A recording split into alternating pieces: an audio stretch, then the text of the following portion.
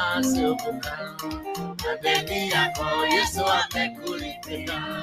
Shuka zakayo chini ya mti, leo nitakula. Hiyo mmependa sana hiyo.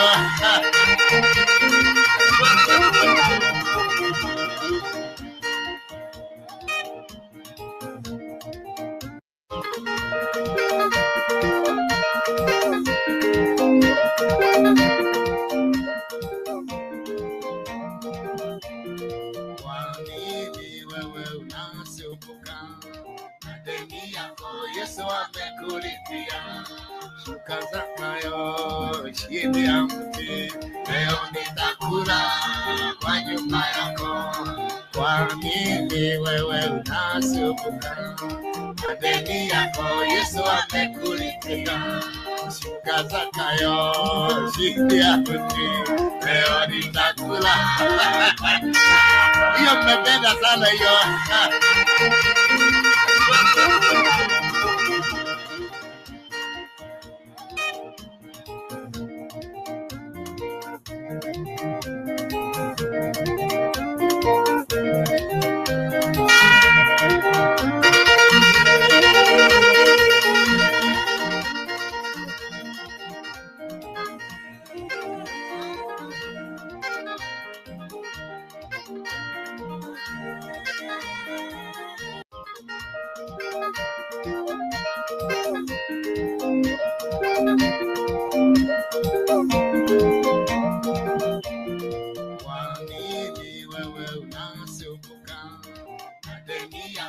Yesu amekulipia.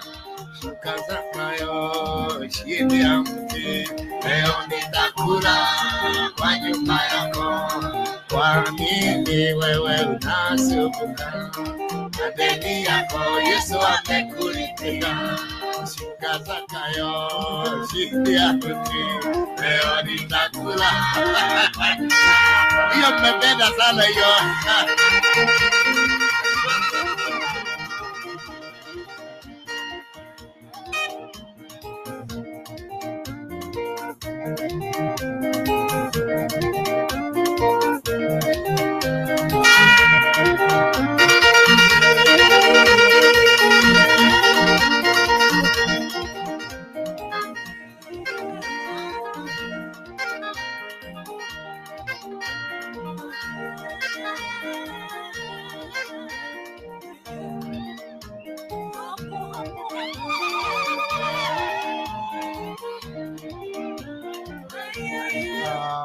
Okay, thank you very much for joining.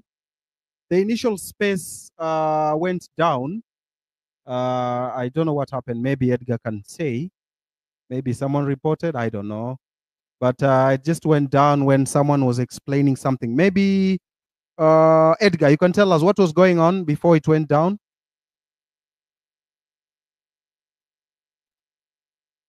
Oh, okay. The PS was responding to the questions before KOTOCS could come and finish up his submission, and also Advocate Njiru. Okay. So can you get the PS maybe? Royal Sound.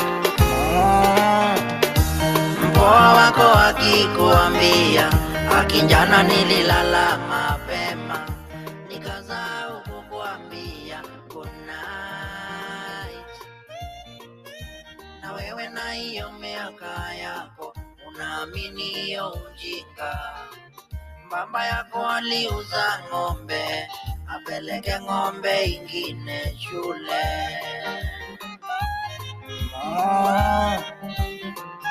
Mbavu sana.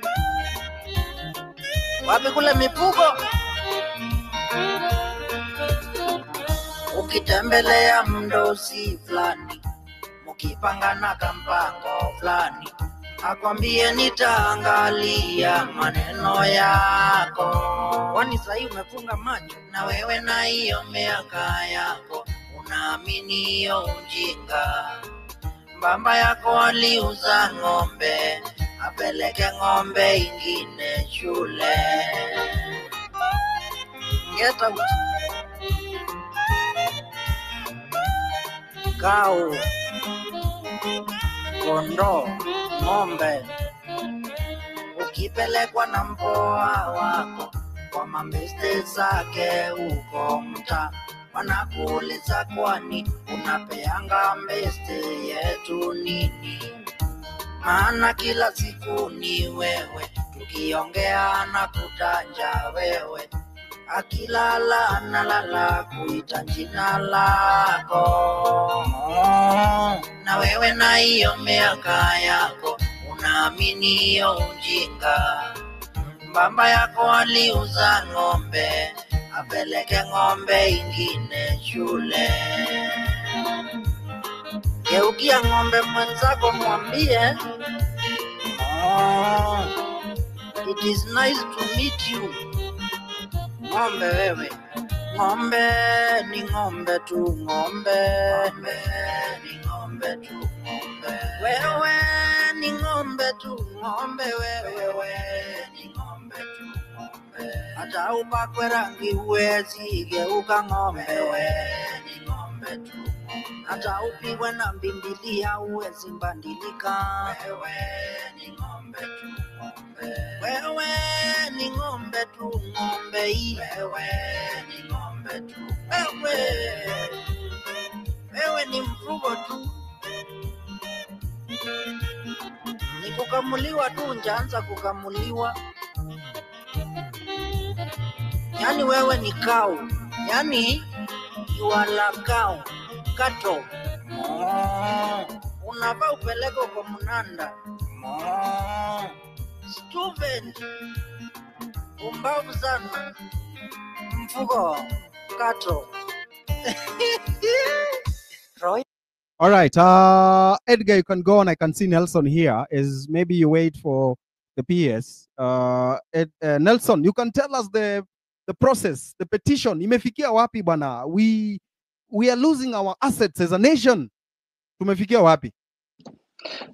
Thank you, Amerix, for this space. So I will just give a short update on this JKIA process that we began with Wakili Makanu.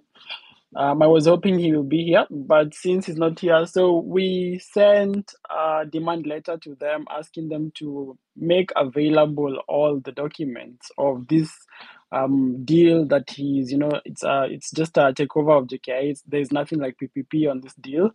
And we've given them 7 days, so it will elapse sometime this coming week, and we will serve them with a petition, which we are currently working on. So the petition is basically to stop this process because it's illegal. They haven't followed the PPP Act, and they have contravened so many laws in the Constitution, and this thing should not be going on. And I was speaking to Wakili Makanu today, and he was very positive that we will stop them at their game. So I just want to give also an update on the information I've received regarding this JKI heist. And one of the key info that I received was about a company by the name ALG Consulting Group. So ALG is a company contracted by KAA. And as you know, consulting groups are basically companies that are contracted by organizations to help them in deal making and things like this, just to conduct maybe feasibility study. So ALG came in and was actually paid in advance 160 million. I posted on my timeline, if you go and you will see. So they were paid 160 million in advance so that they can fast track this deal. But ALG, in their submissions and in the documents I have seen, also in their informal communications that I was able to see, they were saying there is so many red flags in this project. They don't understand why KA would still go ahead with it. And one of the red flags is so there's a report called the CSIA report, and in this CSIA report, Adani wants the Kenyan government, and I will read what they actually wrote to the Kenyan government, to KAA. They say the concessionaire will carry out social impact assessment. Concessionaire is basically the Kenyan government through KAA. They will conduct an social impact assessment and due diligence on the project area and conduct consultation with the affected people before commencement of the project to reduce social impacts and risk of opposition. So they were already aware that there will be some kind of public uproar. They go on to say that the contracting authority, in conjunction with other government agencies, will be responsible for mitigating and managing any public opposition, protester actions, and associated site risks. So they were very much aware of what they were doing, and they had anticipated that when this thing goes public, that it's gonna cause some kind of unrest, and they were warning the government that when this comes up, they need to be ready to deal with, this kind of unrest. But what they did not anticipate is that it will be before they conclude the deal. So this is what they never anticipated. So let me go back to ALG. ALG raised another red flag. They said that the capex refund that Adani Group wants after 30 years, they want basically a refund of the $2 billion.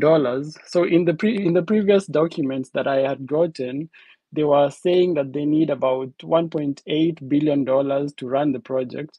But after, I saw other documents that said they needed $2 billion now to run this project. And you need to understand that they're all talking about IRR. IRR means internal rate of return. So basically, they're saying in 30 years, they will require their capex amount back with IRR. So meaning in 30 years, 2 billion now will be probably equivalent, will not be $2 billion, which we are seeing now. It will be more than this. And also, the ALG group raised another red flag. They were saying, how can Adani Group ask for 18% equity on this project for JKIA? And they also said that on normal circumstances, people charge maybe 8 to 15%. Actually, it's 21%, but in the report, they had toned it down to 18%. So it doesn't really make sense why Adani would say they want 18% of JKIA after 30 years.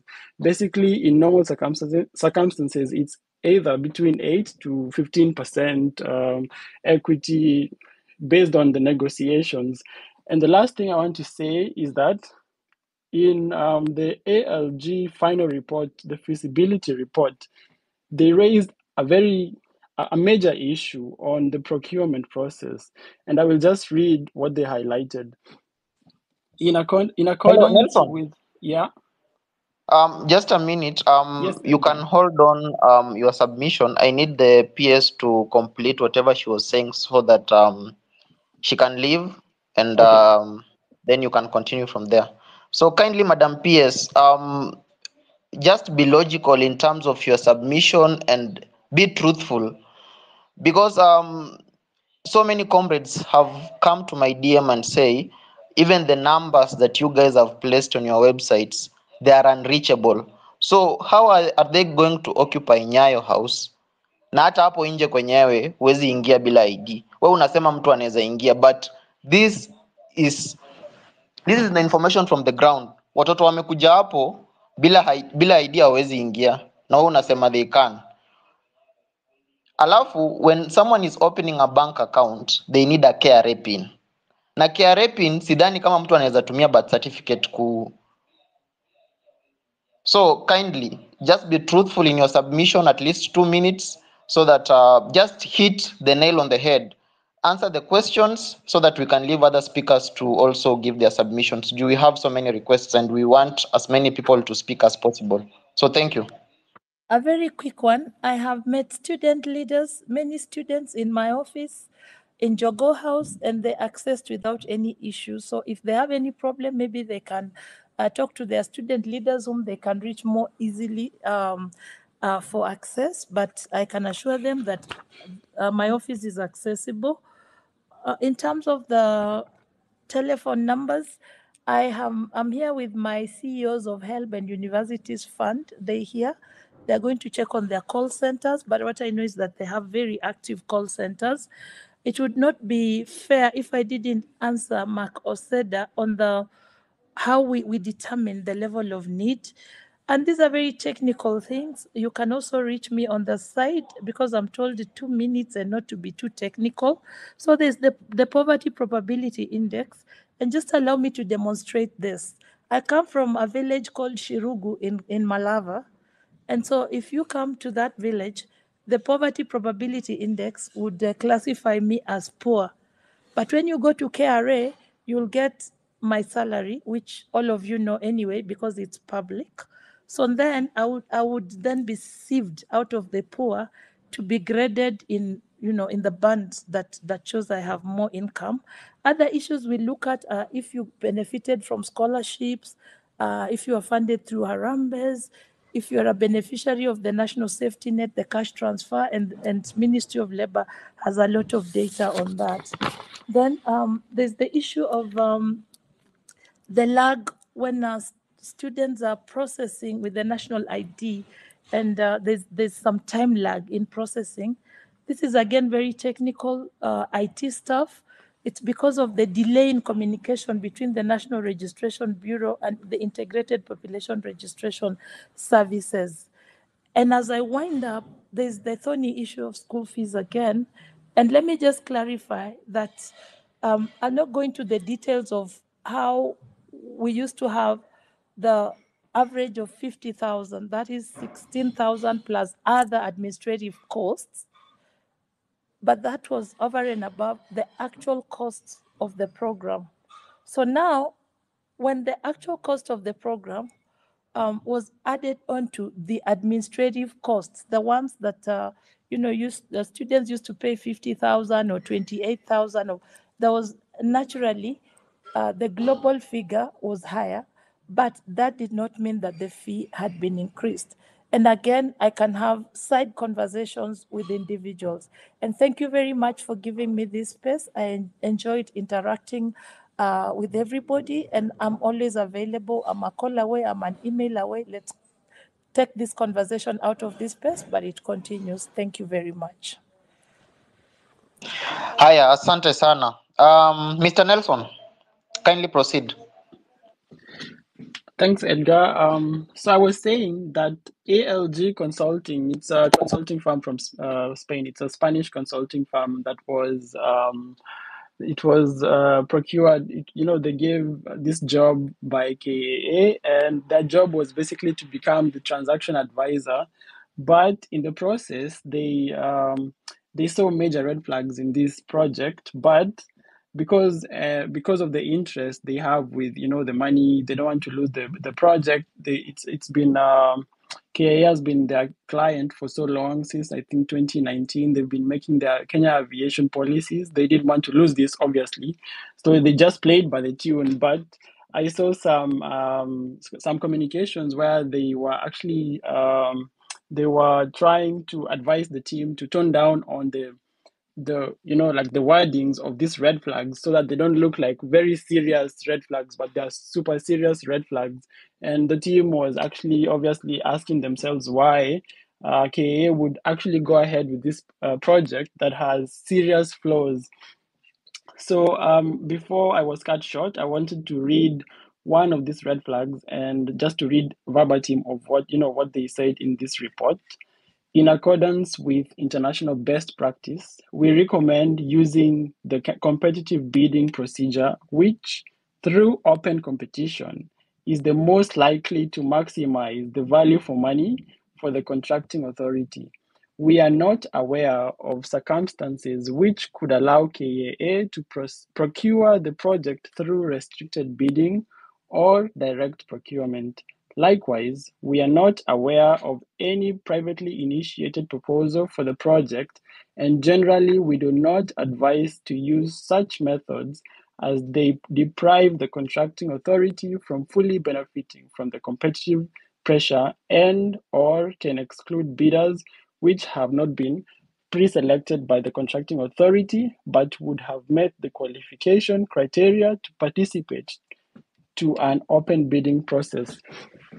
And last Sunday, I said in this space that there was two people who were interested, two companies, one from Singapore, one from Qatar, and we saw the work that these companies did in, for example, in Qatar. They have a beautiful airport. Singapore has one of the best airports in the world, but we wonder why they would go for a company in India which has questionable integrity. And that if you read the reports, the Adani Group has coal mining rights in Australia, and they have quote unquote a green climate company in India, which they use to greenwash, and their stocks basically go high because they're selling carbon credits, they're following all this net zero, blah, blah, blah. And then they use this company to get loans to fund the coal company. So basically, this is a very crooked company. It doesn't make sense that they leave companies from Singapore and Qatar to go to India, to one of the most corrupt companies in India. This company has multiple court cases in India, and the cases are like money laundering. If you remember, maybe most of you do not know, but the Goldenberg saga, the scandal, the way it was executed was they would forge import-export gold certificates, and then they would go to the Ministry of Mining and they would get 30% of the value of these import-export certificates. That's how they stole, I don't know, $1 billion from Kenya. It's the same thing Adani is being accused of in India. So basically, this company is like, you can imagine Goldenberg. Now imagine Adani is doing something like Goldenberg in India, and they're being charged in court. The only reason why they're not being jailed or what is because the owner of Adani is best friends with the PM, Narendra Modi. This is the only reason why this case is, they're there. India, by the way, is exactly like Kenya: corrupt officials, corrupt government officials, the judiciary system is corrupt, all these things. And this is how Adani is able to thrive. Now you can imagine Adani with all these crooked ways, they're coming to Kenya. So basically, they're using JKIA just as wanaingiza tu kichwa. And then what next? They will take over our transport system. They will take over our energy sector. They've already done some deals with the CS Churchill, and now they want to do it with KAA. They will probably do it with our Mombasa port because they did it in Tanzania, the port of Dar es Salaam. They have a 30-year concession. So this is why we need to occupy JKIA as a matter of urgency. It's not a joke. It's something so serious. We need to take it, the way we took finance bill so seriously. This is it. We need to take it as serious as the finance bill. Nothing less, because they are coming to devour our entire country. They're going to just sleep slowly, and you will hear, Adani is building railway. I don't know where. Adani is building this road. And mind you, they are in, I don't know, $50 billion debt. They don't have the money to fund this project. I forgot to mention that 53% of this project will be funded by the taxpayer. So why is this a PPP project? And 14% will be funded by investors, then the rest will be funded by a loan. They're asking KAA to transfer this property where the airport is, the title deed, to Adani. So basically, Adani will own the airport with a title deed for 30 years. And the reason is they want to use the title deed to take loans for this project. So this is something that we can do. Why are they being given this project? Then we can take a loan with our own title deed. So it doesn't make sense, this project, at all. It's just a way of some officials in government to steal money and to secure their future and their children's future forever. And we need to say no to this. Thank you, All right. Amerix. All right. Thank you very much, Nelson. Nelson has been instrumental in pushing for us to get back or for us to understand the secret dealings that are going on between Adani and the government and those shadowy figures. Kizude. Oh, wait, Americ's the Wakili Makanu is on the wait list, so maybe you can add Yeah, him I've and seen you it. can, yeah. Yeah, I've seen Thank it. you. I've seen it. Thank Yeah. you. We'll drop some speakers, then you can come in later. We have so many requests. 102. Right. Kizude, 2 minutes. Welcome. Leo mtaniruhusu nizungumze Kiswahili, ile lugha sote tunaelewa, kwa sababu azimio langu ni hii habari kabla ifikie watu wa nchi zingine, ifikie watu wa Kenya kwanza. Maisha imekuwa ngumu, gharama ya maisha imepanda, kwa sababu hata ile pesa nimelipa kwa gari ndio nifike hapa, wallahi sio fair. Maisha imekuwa ngumu. Unatoka kwa nyumba, unaenda kufanya shopping. Ukifika pale unashikwa na roho ya kununua spices, lakini ukicheki bei yake hiyo roho inapotea, unashangaa hiyo roho iko. Maisha imekuwa ngumu. You see, after bei ya tokens imepanda, bei ya candles pia ilipanda. Ni masiku kadhaa nimekaa kwa giza, so hii story msichukulie lightly. Maisha imekuwa ngumu. Maisha imekuwa ngumu design, siku hizi ni ngumu nipate kwa mitandao. Social media nishaipiga X, so kikosa kuniona online usishangae WhatsApp. Ni maisha imekuwa ngumu. Si walipandisha bei ya data. Sina ubaya, nataka kujiredeem and that's why na try kubonga points. Maisha imekuwa ngumu. Ukienda pale Shell, uchukue bei ya petrol plus bei ya diesel, utashtuliwa na hiyo total. Yani watu wamesota design paka watu walianto wako mafutani. Maisha imekuwa ngumu. Ni juzi nimepigwa ngeta na vijana wawili kucheki fiti, kumbe ni classmates wangu. Wakaniambia, "Wewe juu tunakujua, tupatie 500 ina haja tukupunch." Nikawashwa kusema kweli mabro 500 sina. Lakini niko sure tukiacha kupiga watu ngeta, we can come up with a decent way ya kutafuta madhao, and thou shall live in peace. Maisha imekuwa ngumu. Walisema gavani ya mahasla, mama mboga na ule mtu wa bodaboda. But tell me why hata after kuchapa kazi siku mzima, jioni ikifika mtu wa bodaboda hizi hapo kupelekea mama mboga? Promises walitupatia. Nasikia ni kama ni stories za jaba juu walitufanyia ile design motivational speaker kuja amefanya makeup, alafu anatuambia we should be willing and ready to face the reality. Maisha imekuwa ngumu. Maisha imekuwa ngumu design paka wasichana wana have ku handle vitu hard ndio wakuwe na soft life. Maisha imekuwa ngumu design ndio mvulana experience soft life, inambidi atumie drugs hard. Unapata uko Kayole lakini zako zimerunda. So haijalishi hii Kenya umetoka part gani, haijalishi una support party gani, sisi wote tunakapitia, na ndio maana leo nimekuja kuambia shida ni gani. Shida ni hiyo chwani. So hiyo chwani imetugeuza mang'ombe, and that's ukicheki utaona madeni zinatua ndama. Hiyo chwani ndio kosa ya mashita zote tunapitia. Hebu cheki. Hiyo chwani si kosa kulala tukicheza wa dreams tukiwa siku moja zitatuletea hiyo chwani.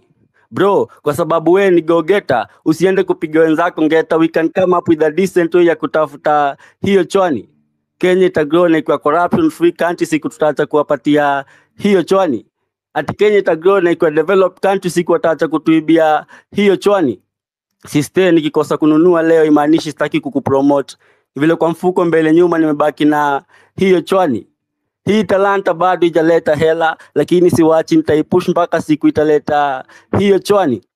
Haijalishi watasema ni bidii au si bidii, waambie tuko Nairobi tunatafuta hiyo chwani.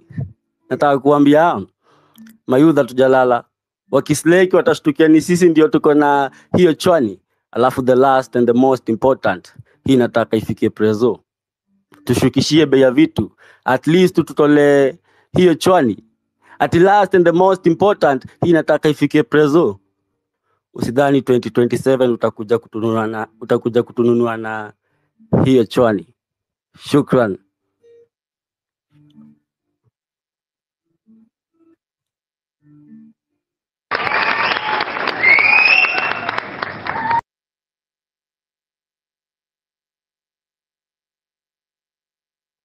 Thank you so much, Amerix. Ladies and gentlemen, my name is Kizude, a spoken word artist from Kenya. All right. Thank you very much for that performance.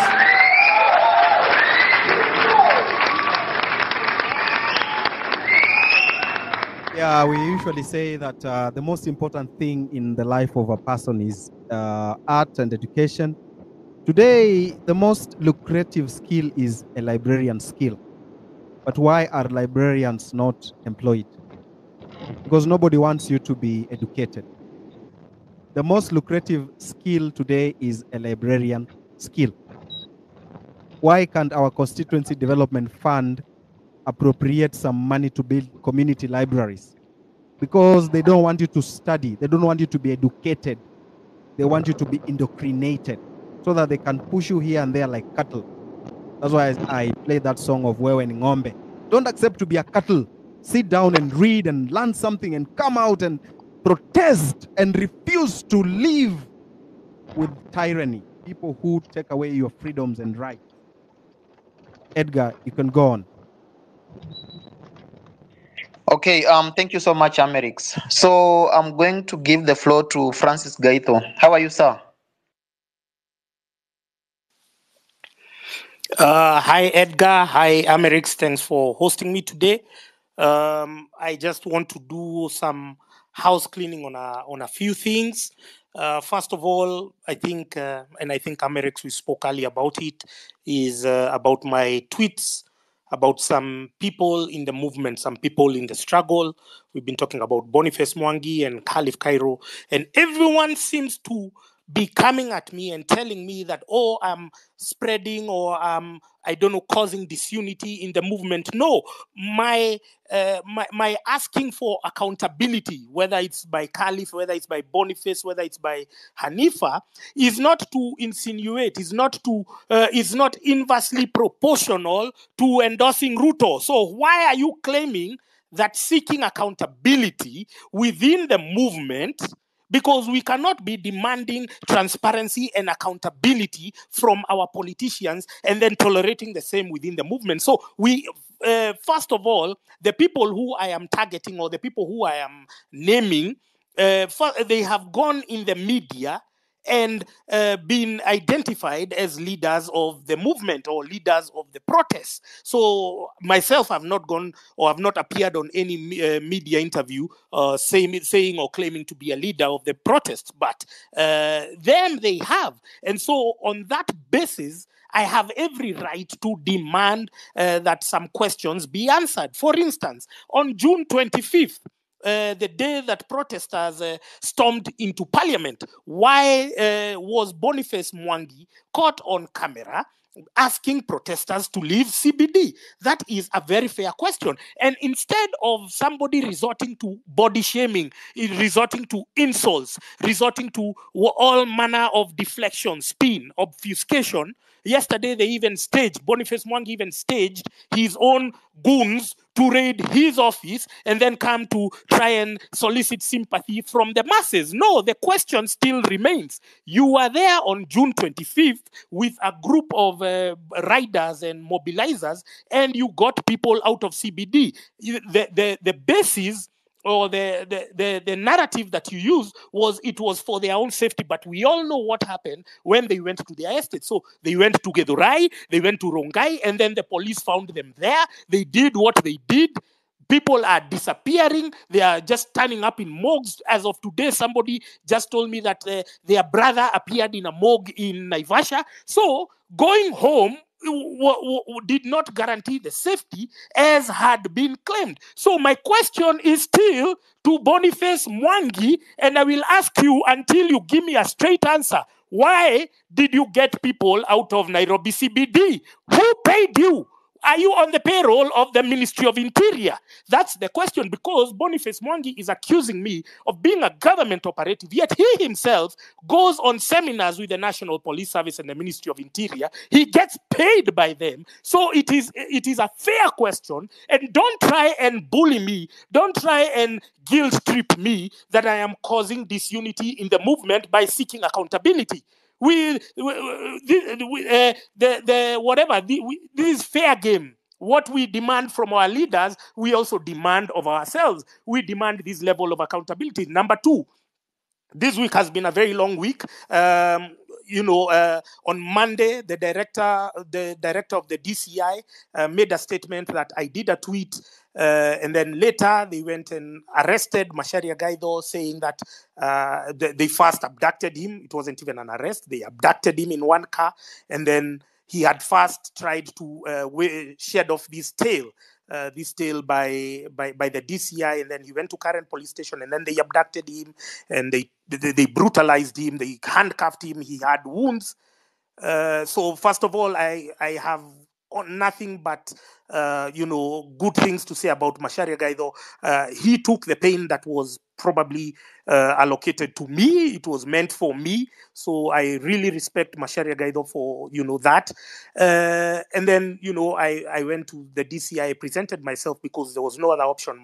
My face was circulated, and I didn't want to appear as if I'm a fugitive and I'm a law-abiding citizen.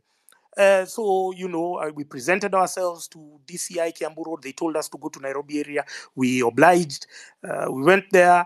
I have nothing but gratitude to my lawyers who moved very swiftly. There's John Haminwa, there's Dudley Ochiel, and there's Austin Kativa, and I'm grateful that we went that, and then we went for a hearing before magistrate Ondieki, and he gave us 30,000 bail. We were with my comrade Ali Noor. I don't know whether if he's online. I hope he gets the mic at some point. But yeah, it's been a long week because we have seen that the system can be fine-tuned to turn a civil case into a criminal case. Because that was a civil case, there was a complainant. The complainant had all the avenues to reach me, because I think even my lawyer is currently in touch with their lawyer. There were all these avenues to reach me, so that if I could do anything. In fact, sometimes you don't even need lawyers. Sometimes you just need to DM me, and if there is something, I would delete it quickly. So I don't know how it ended up there, but the thing is, we are investing our time and our energy in this process. We are doing this for the greater good of the country, which is why now we come to the second person I've been profiling, who is Caliph Cairo. Every day before the protests, at 8 p.m. on the eve, he releases a video telling people or discouraging people from going for the maandamano. And we are wondering, these are unsolicited videos. Why are you telling us not to go? Are we going with your money? Are we going with your fare? I think Caliph Cairo is so used to paying people on Twitter, the useless bastards on Twitter who follow him. He's so used to paying them, and he imagines that when we are going, we are demanding or requiring anything from him. No, listen. First of all, if you've benefited from this regime, the first thing you should be doing is laying low. You should be laying low if you've benefited, if you're somewhere your business is intertwined with the stalwarts in this government, lest we are going to profile your business. And Caliph Cairo, we know where your business is located. It's located in Kiambu Road. It's located in Westlands Business Park. We can come and occupy there if you continue doing, and I have no problem with government stalwarts who say and proudly flaunt their regime. But I have a problem with those who hide, those who are hiding and purporting to dispense neutral opinions, and claiming that, oh, I am telling you because I care about your well-being. You should not. No. We will not allow pacifiers or people who have been paid by the regime, by the establishment, to come and disrupt us. You have no business telling somebody not to go. You should be, can we say, saving that kind of unsolicited advice to your dependents, to your girlfriends, to your hoodrats, but not to people on social media. And we are dealing with young, impressionable people who may not know the kind of treachery that goes on in these streets. Now, me, I have been in this world for long. I can tell a scammer from a distance. I can tell you from a mile away that this guy is pushing an agenda. So if you, the burden of the brutalized let me repeat it again. The burden of the brutalized is not to comfort the bystander. So you have no critique. You have no catalog of achievement. You have no. We can't tell whether you have been criticizing the government on our behalf, whether you've been doing it for your own personal vested interest. But if you have no established, can we call it, for our oppression, then please don't criticize us when we take the next step. Like now, this week, people are talking about Occupy, JKIA. They are already insinuating that, oh, we want to engage in arson and whatnot. No, they have blocked us from accessing Uhuru Park. First of all, they erected a fence there, God knows for what. It's supposed to be a public park. That fence needs to be down as soon as possible. But they have blocked us from CBD, and then now they use the business people to try and guilt trip us. Oh, because you're coming to CBD, then the business people are not making money. And I'm wondering, these business people, if the people don't have money, where will you get the customers? Where will you get the clientele to sustain your business? So we are all in this shit together.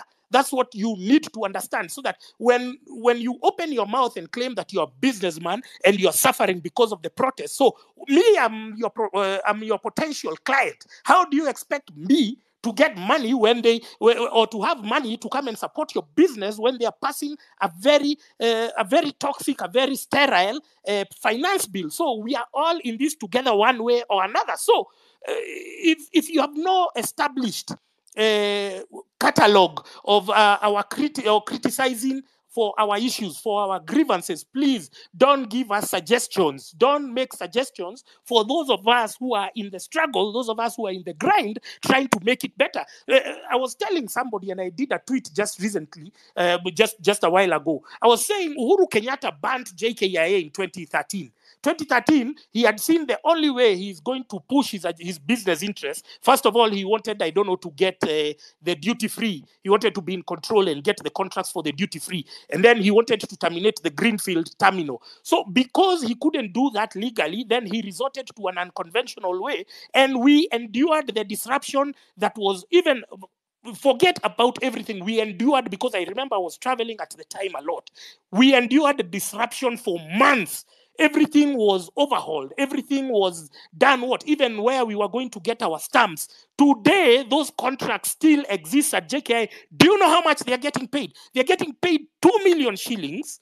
2 million shillings a day for those useless tents where when you are arriving, you get into a tent, I don't know what. They are being paid 2 million shillings. Nobody has ever raised a finger. But because now a group of protesters are saying, because we've been blocked everywhere, now let's go to the airport. We are not going to ban it. We are just going there to protest because they have blocked us in every other avenue that we want. Oh, now they are saying, oh, we are promoting anarchy. Where were they when Uhuru was banning the airport? You understand? So finally, I would want to tackle this issue of this treacherous bastard called Raila Amolo Odinga.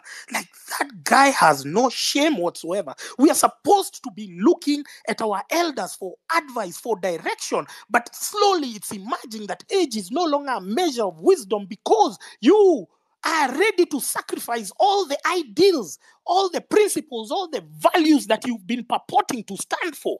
But there was this one time I went to the the Jaramogi Odinga Center in Upper Hill, and he gave us a speech. And you will notice when he's giving his speeches, he starts from 1982, and then they end at 1995, and then he says he went, I don't know where, he was in exile, or he was in hiding, and then these people told him to hide, but he conveniently sleeps and forgets to tell us or omits the fact that from 1997, he is the one who extended the Moi regime, part of him and the other MPs who came up with this so-called IPPG. So, and whatnot. And he came now in the Kibaki era, and then he came to the Uhuru era. His treachery and his betrayal is well documented, is in the public domain. So to see him embarking on the same garbage that he's been doing year in, year out. To see him now saying, he released a statement today saying, oh,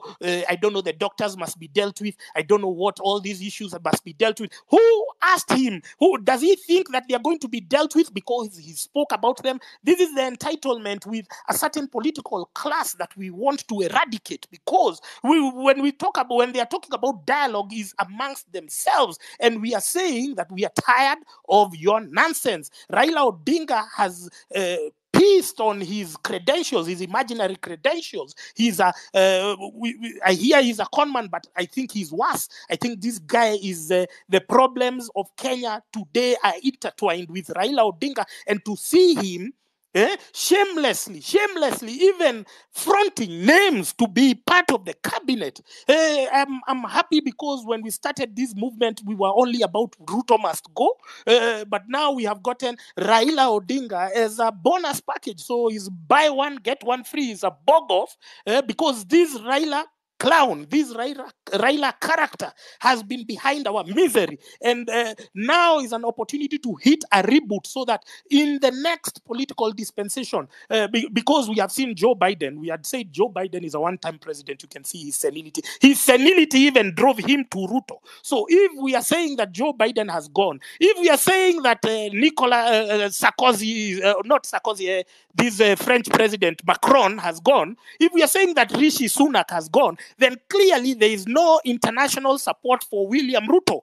If we are hearing, if the rumors are true that the donors have suspended funding from Kenya, if it is true that businessmen are not paying their taxes, then in a few weeks, Ruto will not have money even to pay the very policemen who are brutalizing us. So we are ending, the end game is clear. We are going, we are getting into something called a scorched earth policy, that's or strategy, where now the government will not have funds to continue propagating their heinous and outrageous and demonic agenda. So since we have seen that end, we should start preparing early, because it is inevitable. Ruto is going. It's just a matter of when, but it's not an if, it's when he leaves. And from my own predictions, and I'm rarely wrong, Ruto cannot get to 2027. He will definitely not get there. Look at him today. Even when he's given an opportunity on a silver platter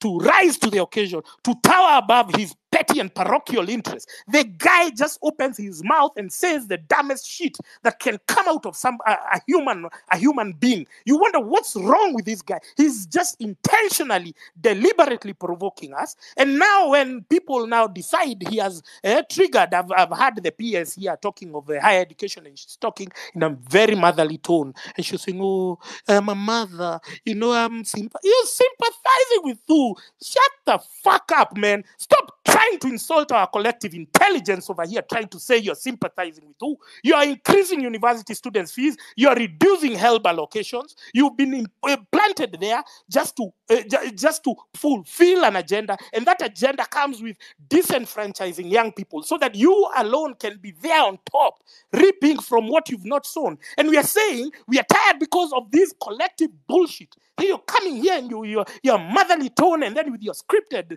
speeches here, you're trying to do it. So come to 10th to that. It's just shut the fuck up, man.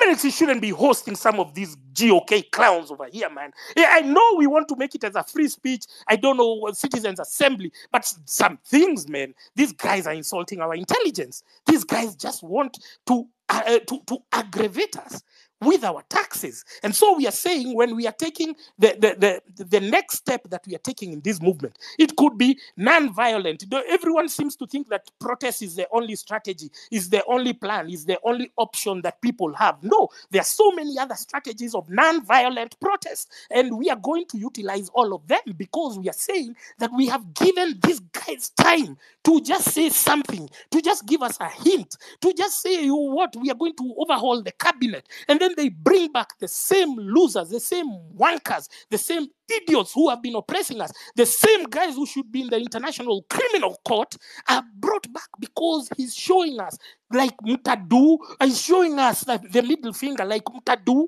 nyinyi ni nani? And so I'm saying, I am worked up. I'm wondering why everyone else is not worked up. I'm wondering why are you guys just moonlighting like this? If we decide as young people that we are going to do X, Y, and Z, and Yes. give me 1 minute, I clear. I know normally when I hear your voices, that's the time, whatever, that's the bell. So we are saying as young people, if amongst us we have people who are masquerading as they are neutral, and then they are fronting the government's agenda, then we should call them out.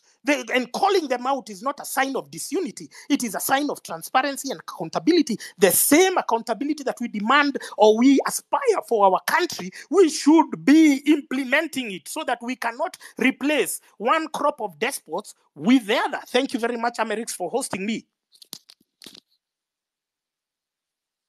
All right. Thank you, Francis.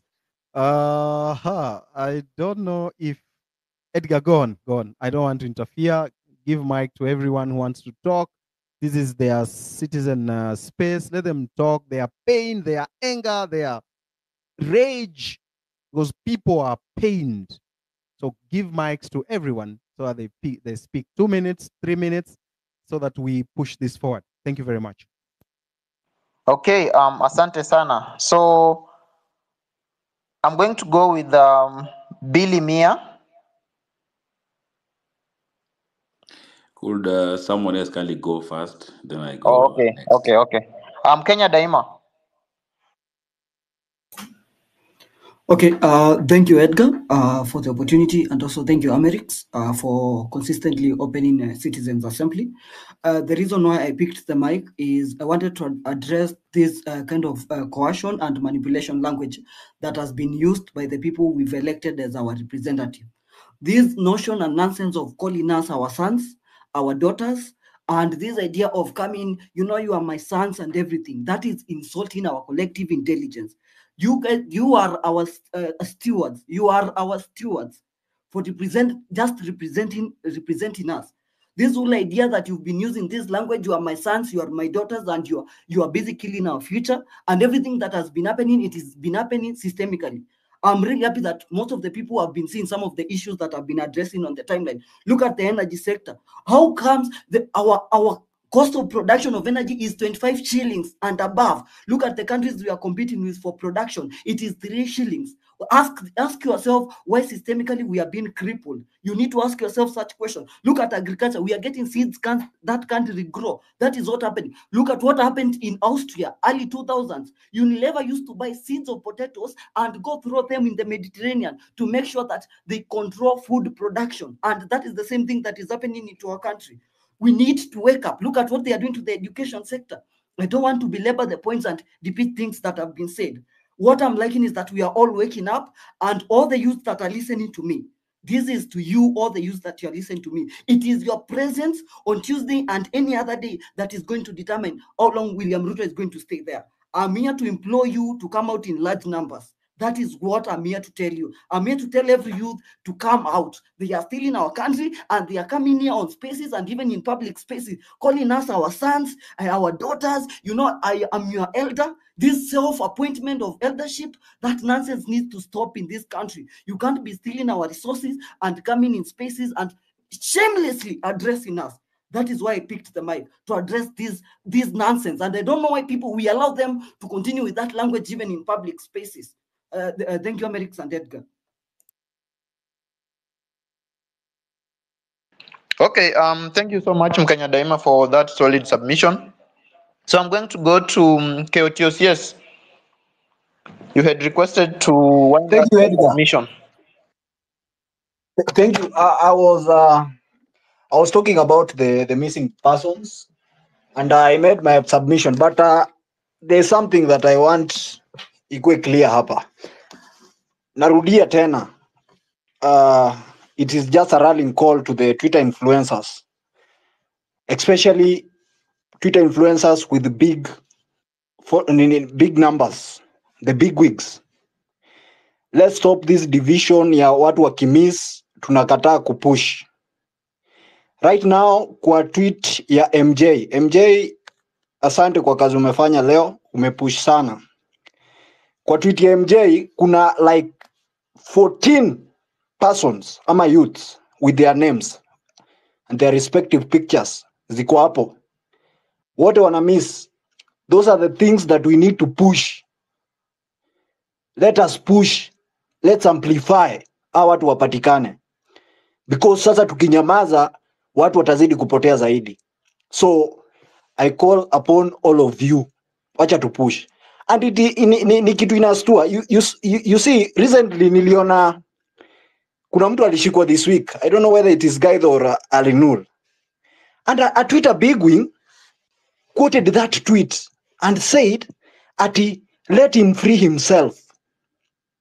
My friend, you are an idiot for lack of a better word.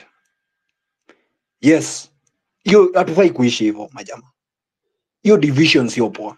Wacha mtu yote akishikwa hata kama small wig, let us help them. Wacha to call out hii kitu. Watu wana miss, wazazi wanalia. Kuna mzazi ananitext saa hii hapa kwa DM. Naweza waonyesha. Wanalia ajui mtoto wako wapi, ati alipotea sijui July 11. Ananiambia nimsaidie kupush. So let's push these things. Tafadhali. That's what I wanted to say. Alafu kuna mtu hapo kwa DM ameniambia my message tunyakundi Cyprian. Anasema kuna watu wanasema ati unblock at least waingie kwa space. Anyway, thank you so much Amerix, Cyprian and Edgar for this citizen assembly. Asante sana. Yes. So co-analyst, your hand is up. 2 minutes. Thank you very much. I don't have much to say, but I want to appeal to all of us. I mean, the enemy is bad governance. The enemy is, the abductions, the disappearing, and everything. So one, I would like to ask everyone if we could just stop bickering amongst ourselves. If we can just focus for now, we focus on Ruto, we focus on sending this guy home, we focus on being able to find our brothers and sisters who've been missing. Because one, the people who are locked up in parliament. Two, what happened to on the night of 25th in Githurai, we really need to bring out a lot of engagement around this. So I would like to request Bonfas and Gaitho, if we can. I mean, I value and respect your views, but I think there's a lot of concern that if we can be able to just focus for now, like now our focus is to shut down Nairobi on Tuesday. That should be the focus. And it's my prayer that we do that. And then number two, I would like us to speak in one voice. If we're going to JKIA, that is the point. If it's banners being shared, we share banners that actually reflect the same kind of message. And I think we need to recognize the fact that State House has actually put in place a machinery to be able to create havoc and confusion online. There are a lot of people who are selling fear. There are a lot of people who are taking our posters and changing them, taking hashtags and changing with one letter. So we need to be cognizant of what is happening so that we don't lose these guys. We are very intelligent. Yeah, we can send Ruto home in 1 or 2 days. So my request is if we can put the bickering aside. I mean, the reason why I am pushing for Ruto to go home, and the reason why I want to come out is because as a businessman, I'm suffering. I've sent home people. The business environment is very difficult. Too much taxation. Electricity is expensive. Everything has become expensive. And then the power of the shilling has actually gone low. So for me, that is why I'm going out to the street. Someone else will go for their own reasons. Let us respect the reasons why we are going out, as long as we all come out to fight the enemy.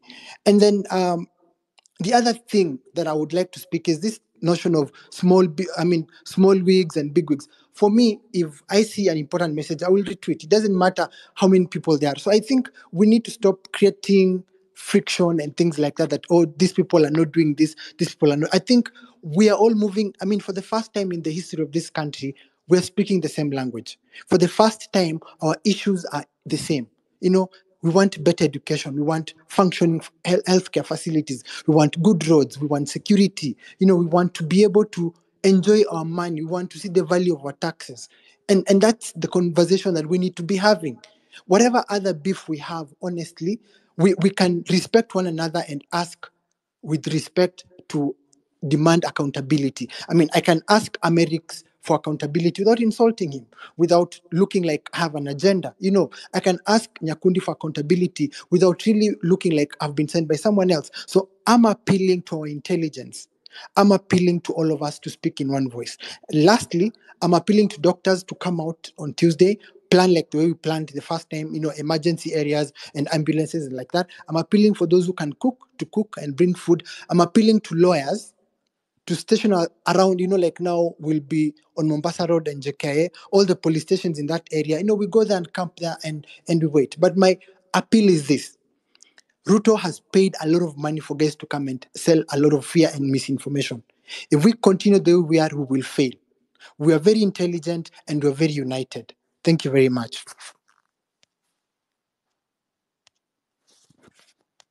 Okay, asante sana soko analyst. Billy Miya, are you ready to give your submission? Yes. Good Haya, evening, karibu, everyone. karibu. Asante sana Edgar, shukran sana Ameris kwa space kama hii. My name is Billy Miya. I work for Radio 47, the only audiovisual Swahili FM station in this country. And as a journalist, you've seen one of us was abducted or arrested in quotes, which is sending chills to a lot of us as journalists. Edgar Bare, Edgar Buire also faced the same, being arrested or abducted.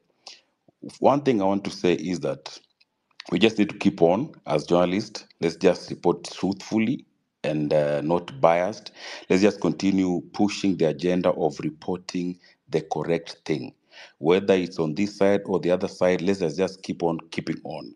Another thing, a lot of speakers have spoken stating that we should be united, because if Cyprian is fighting with Dombachi, Ali Nur with Anifa, Gaitho with Boniface, it seems that maybe someone has won in their game and all of us are pawns in it, Inafaa watu washikane, wawe na agenda moja, kwa sababu mimi kama mwandishi wa habari naona kinachoendelea na ripoti kinachoendelea, lakini kama kwa mfano wenyewe kwa wenyewe wanapigana, ina maana kwamba kuna mtu amefaulu kumnunua huyu na kumnunua huyu, alafu mwisho wa siku ile ajenda ambayo ilikuwa inafaa ipiganiwe inapotea. The enemy right now are these politicians that are not performing. That is the enemy. Bottom line, they are not performing. They are supposed to go. Bottom line, unajua, because we cannot have someone, a whole MP like Silvana Sosoro, telling people that if you continue making noise, I won't give you money. Sad situation. Very sad, Yet he's supposed to be there and do the things that they're supposed to do as politicians, as members of parliament ambao tuliwachagua waweze kutengeza laws na waweze kufanya vitu ambavyo vinasaidia kama wananchi. Sasa wamefeli katika oversight yao. Wananchi tumechukua jukumu la kufanya oversight, alafu wenyewe kwenyewe tunapigana. Kwa nini? Tunapoteza ile agenda ambayo inafaa tufanye. Kitu chengine, PR people, communication experts that are in state house and even in the government are failing this government big time. The thing that these Gen Zs are fighting for is accountability and the government to do its duty. Bottom line. Hakuna kwamba mtu anataka huyu atoke aende, because hata leo hii mseme Ruto atoke aende, nani atachukua nafasi? Kwa sababu lazima katiba ifuatwe. And I think from majority's point of view, the Gen Z and people are fighting for the law to be followed, the constitution to be followed. If the president and the government follows their manifesto, nadhani tutakuwa mbali zaidi. Lakini kama kwa mfano hatufuati manifesto, hakuna accountability, the people that are supposed to be doing oversight hawafanyi. A case in point, the former governor Mombasa County walileta wale wazungu ama wale madaktari kutoka nje, ili waje watibu watu.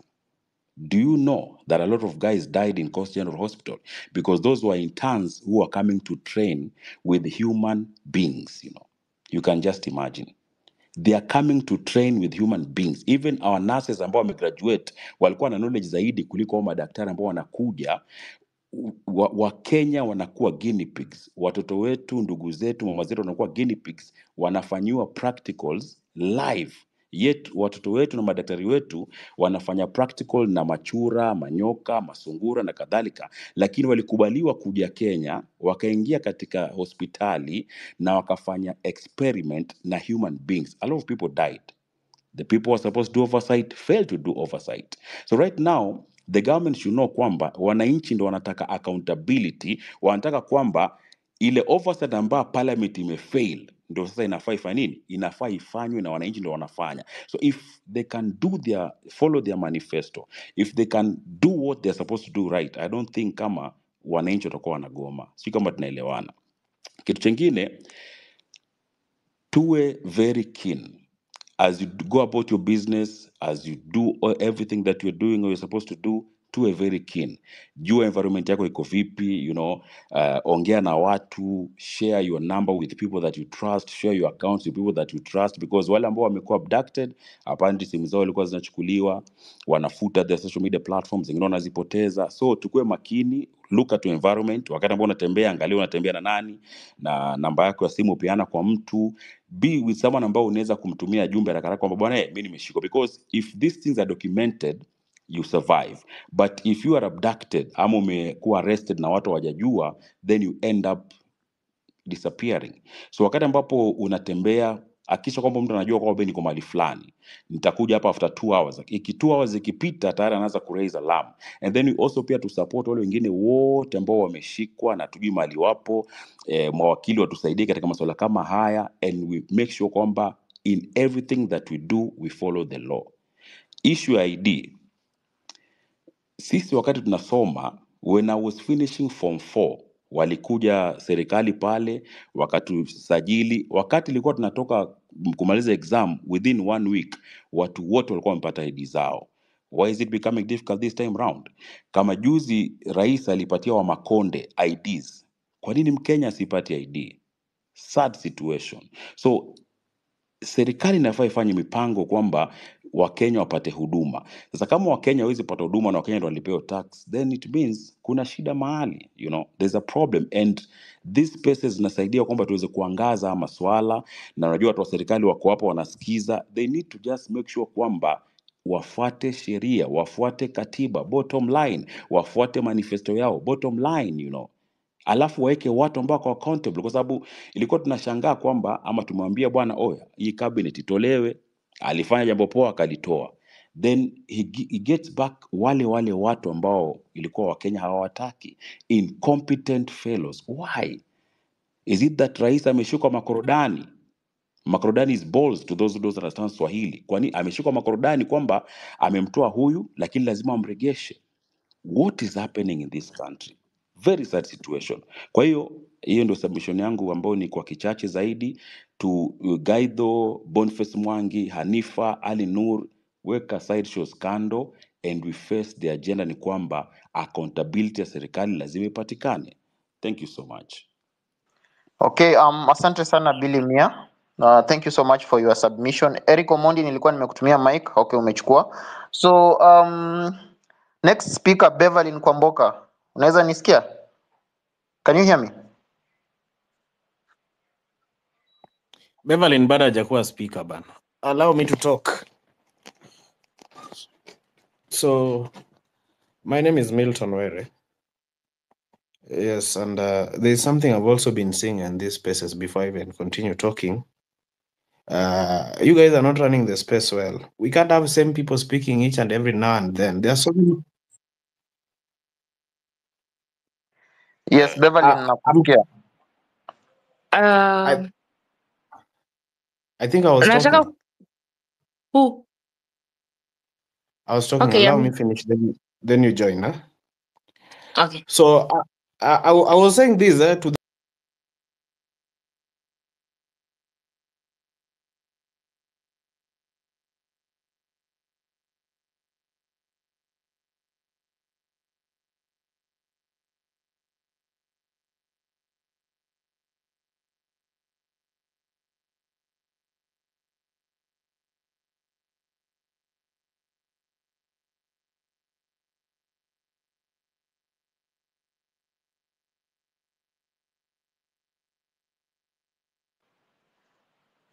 Milton. Okay, amedrop. Beverlyn. Edgar, unanisikia? Nakusikia, you can proceed.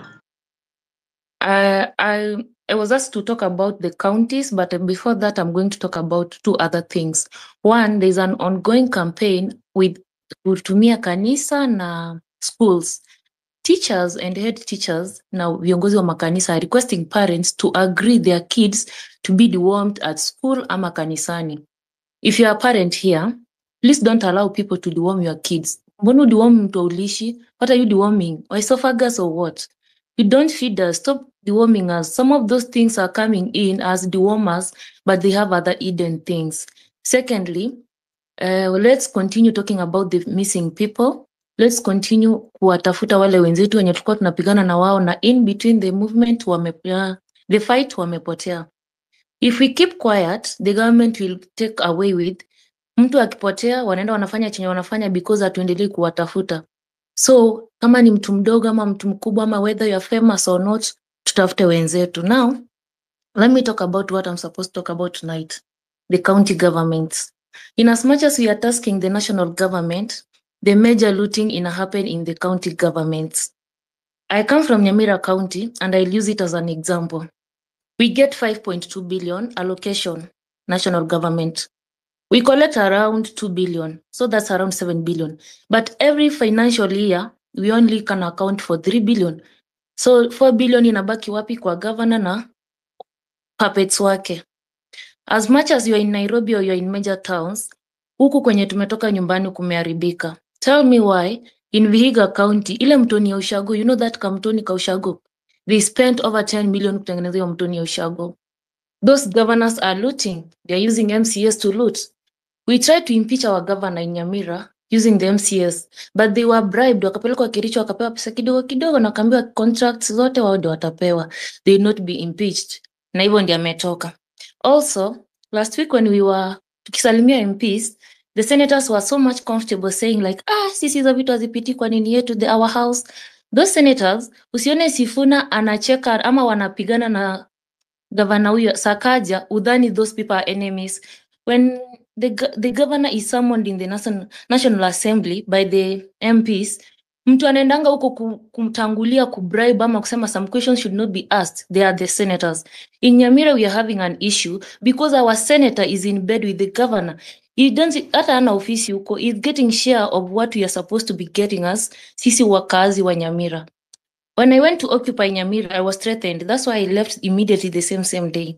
These governors think because uko Ushago, it's very easy to get goons to do something, but to someone we cannot occupy. Let's go fight county governments. Jana mliona huyu anaitwa nani Barichok akiulizwa vitu anaangalia senator wake. Senator wake anaitwa nani Sigei. When he's being asked about the money that is missing, he say, he look at the senator like, where's ujibu hiyo? Because he has so much in his pockets to an extent wanagawana na nani na senator. So the senator knows like, I'm getting part of this, so I'm going to defend them. Baadaye nifanye nini nirudi. Tell me why a governor say they spent 1 million on kununua soda. And then when he's being asked, anacheka. Na hiyo kucheka hivi anaona, hiyo kitu imeisha. Why? They know they are going to EACC and kesi yoyote kwenye itapelekwa, they'll use the same money to do what? To bribe these people, and that story is going to work out like that. There's no way ile ushago yetu tuyenye tuliacha, we are going back after 10 years, is the same way vile ilikuwa. Actually it's worse because the county government using some national project government tukusema kwamba ni zao. Also the World Bank and other organizations zinafanya some projects huko ushago. Sometimes just be sure who is doing the project. Project ikianza, just know who is doing that project. Because the county government will come, the governor will come and say, unajua juzi tumejenga sijui nini, and that is not a county government project. But he's taking credit because wa mama koko ushago kina mamangu, they want us, they don't even know what's the World Bank or the county government projects. Also, kuna hizi the things that were devolved. Those are the elements zenye wanatumia kuiba. Nasikia gavana amesema ameajiri sijui walimu wa ECD kama 50. Ukienda kuangalia hata TSC numbers zenye ameweka hapa exist. They are using that to loot. The MCAs sahi wako huku Kitengela wananunua mashamba wakijenga. They are getting hizo contracts za county government kama ni kujenga barabara. Na akikupea through a proxy, unachukua 7 bob, anachukua 3 bob. Literally, wale watu wenye wako ushago wenye walisema watakaa maybe Nyamira town, they'll never grow. Why? All the contracts zenye tenda wanaona zimeadvertisiwa, they try applying, hawezi pata, wana advertise tu for formality. Then you need the Viga County, last month wali arrest like 11 people from that county. After 2 weeks, imagine wamerudi kwa kazi. They are now going back to cover up yenye ilifanya wajulikane. Like, why is it that the ESCC and the prosecutor, wanaita ODPP, hawawezi fanya kazi yao? They are really giving these counties a walk away with the money that should be developing. Tell me why we lose 4 billion yenye inaweza jenga. Sisi Nyamira hatuna hospitali. Ukipeleka mgonjwa hospitali, make sure umempelekea maji ya kuoga. Kama si hivyo atarudi, unaweza pata hata amekufa because hakuna maji. The county governments are doing the major looting. Achana na hii ya national government yenye tunapea attention. So if you're in position to go back to your county government and arrange and occupy your county, let those governors, soma tu report your auditor general, let them tell you where the money went. And if they are not being accurate and telling you what happened, let that governor go home. If he can't fire masisi wenye wamekaa huko kwa county government, let him go home. Na if he fires them, wacha wachukuliwe hatua. Saa hii unaenda kidogo hivi unasikia hospitali hakuna madawa, hakuna maji. New governor alichukua 10 million akaenda Canada akaleta mbegu ya ng'ombe. Eti sasa animal husbandry ndio tunafanya sijui with this money. They are doing so very many things to be tudogo. Then they allocate billions. Before we finish with the national government, some of you should be occupying your county. Just read that Auditor General report and know wage bill ya county yenyu ni ngapi. Mbona governor create unnecessary positions just to do what? To use it at a way of looting. Na kama governor wenyu ni wa ako second term, huyu hata si kuiba anaiba. Huyu ana divert everything because he's allocating money for finished projects or the former projects. Na nasema kama sisi kuna stadium inaitwa Manga Stadium. They keep giving it 160, 150, 100 million every year. Na iko tu the same. Kiwanja hata ng'ombe zinaingianga kukula hapo. It's just a kiwanja. So they are using finished projects to loot. They are using existing projects. Na wanazipeleka pole ndio waendelea kufanya nini? Kuiba nazo. So the best thing to do, just go occupy your county governments. Me, I'm going to, if any of you is here from Nyamira, Tuesday we are occupying that county. That 68-year-old mama serving as the youth, yeye ndiye anasimamia youth and gender, yeye akai nyumbani. We can't have someone holding a position yenye hata hajaiweka tournament hata moja. Na ukimuuliza anakuambia na wewe ni nani? Unajua nilisoma US, I have 6 degrees. Penda nyumbani bana. Tunaweza hata mtu wa diploma bora tusaidie. We don't care. Thank you. Beverly, kindly wind up. Okay, thank you so much for that. Eric Omondi. Yes, guys. Asante sana, Americ, Cyprian, Edgar. First of all, guys, I feel very sad, because we are so close. We are so close, and these are things that come once in a lifetime. You know, I read somewhere that politics is the art of a few organized people controlling disorganized majority. And guys, this is Kenya's last best chance, and our children, our great grandchildren and our grandchildren will blame us. We are so close, guys, and we have this guy cornered. You've seen his body language. Today he's conceding, tomorrow he's threatening. So tushampata, and we are so close. Tumepewa pena bro, tuko 1-1, alafu tukapewa pena at the 90th minute. Na lazima tufunge bro, brothers and sisters. So as a person who has traveled this journey for quite a long time, a person who has endured so much, who has suffered so much, alafu kufika kwa hapa kwa finishing line, alafu tuna stop, yani atupiti your line, tunaanza kuwa disorganized. We need to understand that this thing is not just about Kenya. People have called me from Uganda. They're going to parliament on Tuesday. They're looking upon us. Tanzania, Uganda, Africa is looking upon us. The whole world is discussing Kenya. CNN is here day in, day out. We are about, we are at the verge of making history and changing Kenya forever. We cannot lose this fight, especially now. If these people reorganize, re-strategize, and regroup, we will regret it. Tutalia kwa choo. Yeah? And guys, we need to be very clear at this 11th hour. What do we want? What are we going for? And after we've achieved it, how do we move forward? Tunasema Ruto must go. If Ruto goes tomorrow, Gachagua takes over. We must start changing our narrative and our demands. It is the presidency. It is the presidency must go. Wacha Wetangula take over for 90 days, sijui ni 60, and then we constitute. And that's why I was very happy when Ruto started the process of constituting the IEBC. So we must tusijipige own goal. Ruto asitoka na Gachagua ingie. It could be worse. So first of all, we cannot be disorganized. We cannot be fighting amongst ourselves. And I have the moral authority to say what I'm saying. Because I think on this platform I can say it. Maybe I can't say it on the traditional media. Some of us started this thing. And the vision we had, the dream we had, the prayer we had, all of a sudden, tuseme ni Mungu, it's happening. And some of us, it pains us to see that tumekimbia tukafika pale mazee, badala ya tupitishe tu line tumalize kazi. We've run a good, we've kept the faith. Alafu sasa tunaingiliwa na infiltration and na mavita. So what are we looking for? Whether Ruto resigns or he doesn't resign, I hope he does. We must know what we want. Kuna kitu tumeanzisha. Paka juzi kumekuwa na earthquake. I don't want to get spiritual on this platform. Do you know the last time Kenya had an earthquake? There's a lot that is going on in this country. Things are shifting. Back up tectonic plates. Tumefika point, it's like a pregnant woman in labor. Nothing can stop this from coming forth. Huyo mtoto atazaliwa. And it has nothing to do with Ruto. Ruto ataenda hata kesho. But there are things that I will tell you guys today that we must achieve.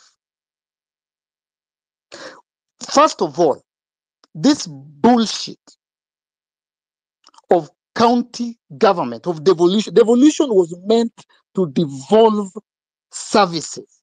It only devolved corruption. Why do we have 47 counties? America is a continent. The country of America is the size of a continent. They have 50 governors. Why do we have 47 governors and 47 senators?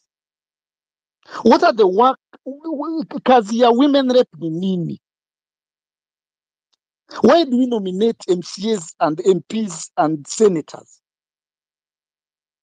Immediately we achieve, because we shall achieve. We must revert back to 8 counties. Nimeona leo kufini governor yupi. You know what's going on with Wamatangi? You know what's going on with the governor alinunua crate moja, saw that 1 million. Kuna mwingine amefungua bridge, a very small bridge, hata hakuna maji, just on a flat surface. I don't know if you saw the bridge. We must do away with the 47. Do you know how big Texas is? The state of Texas. Na nilisema juzi mtu ananipinga.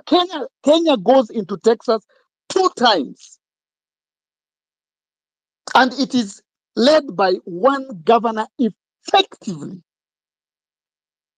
Texas is the size of Kenya twice.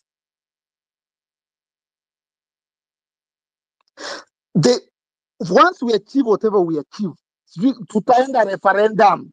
We are fixing the nation from the root problem, which is corruption, nepotism, tribalism, and partyism. Hizi pesa zinapotea kwa county. Zinapotea na Sakaja na our governors. We must revert back to 8 provinces. Wacha tuzite counties. Let us have the coastal county, the western Mulembe County, muite Pwani County, muite Nyanza County. Well, Kenya is too small to have 47 governors. Alafu hakuna kazi wanafanya. Mmesikia what my sister just said there. That is our target. Our number one target is to get rid of the presidency. Constitutionally, Ruto akitoka leo, Gachagua anaingia. Tunarudi kutena kwa demonstrations, kukufa tena. We are doing away with the presidency. Wacha Wetangula chukue. Legally atachukua for how long? In 90 days. We must go into election. The MPs who voted yes must all go, must all be recalled. So tukue na targets. Target number one, we gave President Ruto an opportunity. I personally was very happy when the president dissolved the cabinet, and I expected him to self-preserve. I expected him to listen to the people. Ruto had an opportunity to do what the people wanted without any of his cronies castigating him or attacking him. He had the opportunity to tell them what say ni wa Kenya na umeona wameingia paka parliament. So I expected him juzi when the president anaongea, I expected him to come and fire all the parastatal heads, and then fire all the PSS, and then fire every government official. He lost his chance. He lost his only chance. Ladies and gentlemen, this is Kenya's best last option. And it will not come around again. It will not come around for another 100 years. And Uganda is looking up to us. Africa is looking up to us. Because revolution, revival starts from Nairobi. So the bullcrap of Cairo saying Bonnie did and you who did it, it pains my heart. And if there are people who are infiltrating and you've been paid, may God strike you with lightning. May the blood of Kenyans who died, whose brains were blown off, may that blood go straight to your family and your great-great-grandchildren. May that curse fall upon your head. Guys, I will repeat again. Politics is an act of a few organized people controlling a majority that is disorganized.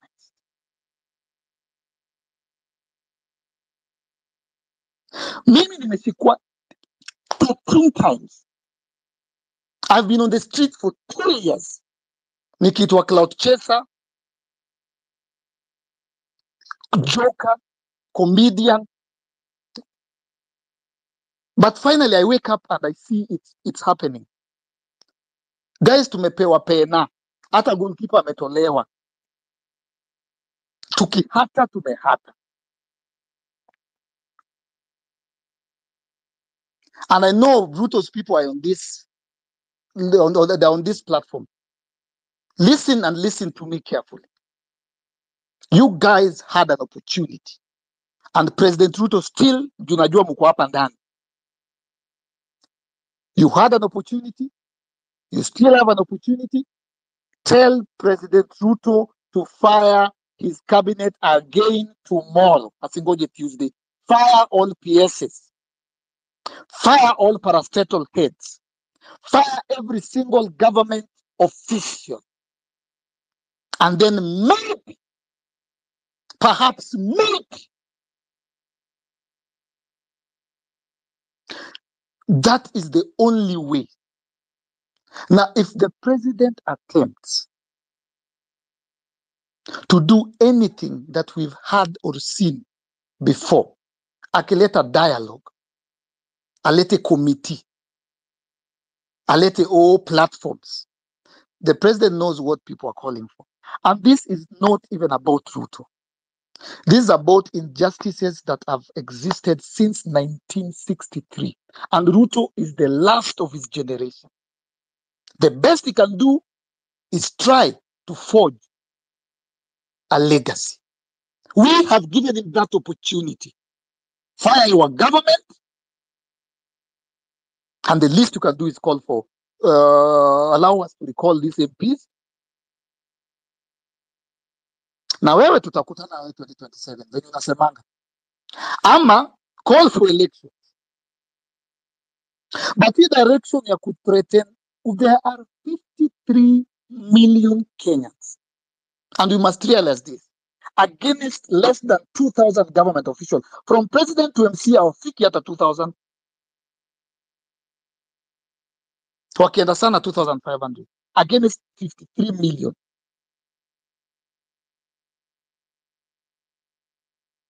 Guys, this is Kenya's last best chance, and it will not come around again. It will not come around again. Let's take our opportunity. It is a God-given opportunity. It is a God-given opportunity. Na tutalia kwa chuo. Watasemanga, now they'll talk about that in the other countries and in history books. There was a time Kenyans almost changed the course of history. And I will repeat as I finish.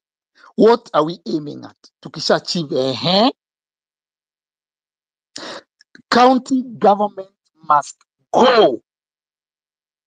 Women reps must go. What is the work of 47 women reps who are earning from taxpayers' money if within the 2024 finance bill there was a clause taxing sanitary pads that was only discovered by Gen Zs and men, not even women? These 47 women could not come together and fight and rally. Kazi yao, they must go. Kazi ya women reps ni nini? Na hata hao MCAs.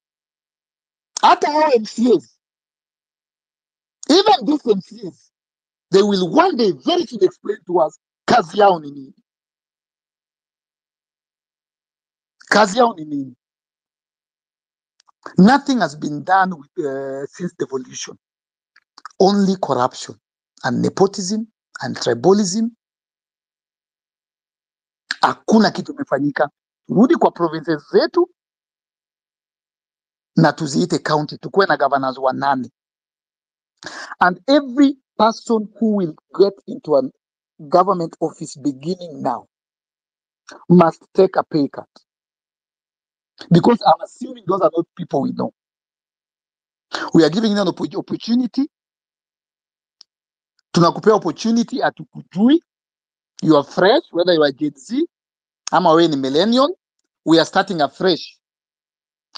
You will take a pay. Utachukua mshahara tumekuwapea. Will not be unfair.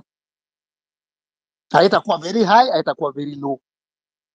We are starting afresh and we are fixing the nation. Guys, our root cause are vitu kama hizo nimewambia. Women reps, I'm very disappointed. I've been following very keenly. I know who blew the whistle on the pads. It was not a woman. It was not even a woman rep. They nominated the nyamus of this world. Wanafanya kazi gani? They are not accountable. Afadhali hao wengine wameelektiwa, wanaogopanga juu wanaona watarudi. Kura itaenda. Huyu mwingine ako nominated, ana serve nani? Constituencies wake ni nani? Ako accountable to nani? Hizo ni vitu za Moi. And finally, as I finish, kuna wakina Jomo Kenyatta, Oginga Odinga, Ochieng Aneko, Bildad Kagia, we know them. The first generation, they fought for this nation. And they gave us freedom from the white man. We had the second liberators. Sijui na waite liberators. Hawa kina Martha Karua. Tunawajua, hawa walipigania akina multipartism. We must recognize that another one is happening now. Wakina Kenyatta waliachieve. Hawa kina Matakarua walikuwa na kina Omingo Magara, sijui akina Orengo, they achieved multipartism. We must realize hii nyingine inafanyika, it is the last liberation of a nation. We celebrate Kenyatta and whoever he was with because of whatever they did. So guys, this is our last best chance. And it is not a Kenyan thing. This is an East African thing, it's an African thing. Asanteni sana, ndugu zangu.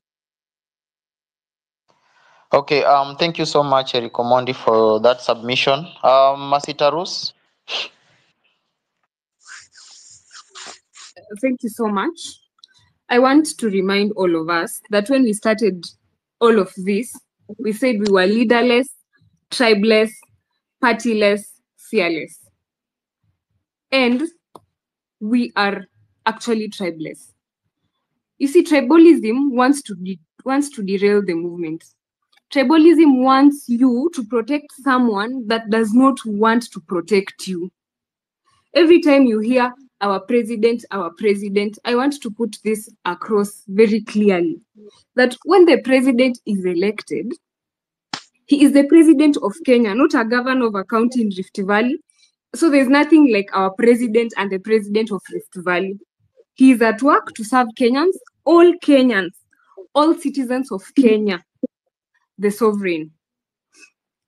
Poverty is very high in the Mutembei counties. And it is high time that even when we go home, we go and educate our parents, we go and educate our grandparents, our cousins, our brothers, our sisters. Because this thing is not only about those people who are in towns, it's not only about the Gen Zs. These people are coming after the sectors that affect you as a person directly. That is the health sector, the education sector, the agriculture sector. When they take your seed sovereignty, when they take your food sovereignty away, you depend on them. Walisema finance bill ilikuwa rejected, but the appropriations bill went through, and we have seen the prices of things go up. Right now, we have seen the prices of seeds go up, seeds that were scarce during the planting season. They are now available, but they have gone up. We have seen the prices of fuel go up. And I know all of us are intelligent. So tunajua price of fuel iki go up, everything else automatically goes up. Guys, we are tribeless. Refuse to be played with in the lines of ethnicity. And in fact, I want us to adapt this, that now we are tribe katiba. We are all about the Constitution of Kenya that recognizes us as the sovereign, and we shall underline that, as that man said. They want two things from us. They want us to give them a leader, and then they want us to give them a party. But leaderlessness is our strength. Guys, I will repeat. Leaderlessness is our strength. Tulimsikia akisema, wanasema wako leaderless. And you see, the thing that they want to do is give us a leader so that we can go after that leader, compromise them. Or if we don't go after that leader and compromise them, then we shall label this person as the person that is behind all of this. And then we tutamzungusha mpaka ajue who owns Kenya. But it is us actually. It is the Kenyan citizens who own Kenya. If you give them a political party, then they will come and say that, you see now, that political party, it is funded by anarchists, and they have not tired of that word anarchy, all the time anarchy, reminding us. So if we give them a leader, if we give them a political party, tutakuwa tumewasaidia sana to create the 1982 situation, so that now they will sit down in their offices and tell us, guys, you see these people, they want to bring a coup. We are leaderless, we are partyless.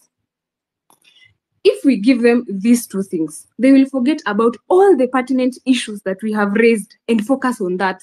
And what are these pertinent issues that we have raised? Meritocracy, call for accountability, implementation of policies that favor Kenyans, and upholding the rule of law. my clarion call to everyone is, if you do not want to fight for the farmers, then fight because you are a consumer. You will consume these products. If you do not want to fight for the teachers, fight because you are a student. You are going to be a student, or you're going to have a child who is going to be a student. And so you need the education sector to work. If you do not want to fight for the doctors, then fight for your health, because you are the one who will fall sick and you will need the doctors there to treat you. Guys, do not be derailed. This movement has stood the test of all of this, of partylessness and leaderlessness. It is not time to be derailed. It is time to focus. Focus. It is time to focus. And all of this, mind you, is all by design. It is all by design. There's nothing that is by mistake. Steve has said that there's something called the New World Order that is about to happen or will happen. Guys, it is not about to happen. It is happening. They have taken away the food sovereignty. Now they're taking away the healthcare system that was working. Now they want to make us remain illiterate so that they can control us. And then they will control the population. How? By keeping you sick, by feeding you food that is compromised. Then you will need them. If you look at the trend of this political class, what they are now investing in, you will notice that they are investing in the healthcare sector, because they know that that is going to be the next cash cow, because you have been fed compromised food. Wake up. Focus. Focus, guys. Focus. Do not protect someone that does not want to protect you. Do not be lied to by tribalism that will make you say Mtuwetu, he's for us, he's for us. Meanwhile, they are looting, they are being corrupt, they are evading accountability, they are killing us in the streets, and it is not enough that they have killed us in the streets. Now they want to kill us again in the long term by denying us food sovereignty, by giving us bad healthcare, by denying us education, by killing our future and the future of those kids that are coming up, and the future of those kids that we are yet to have. How are you going to have a kid in such a bad economy, in such a bad situation? Let us focus. The enemy is corruption. The enemy is oppression. The enemy is bad governance. We are not each other's enemies. We have to protect ourselves as the sovereign people of this country. We are the Kenyans for Kenya.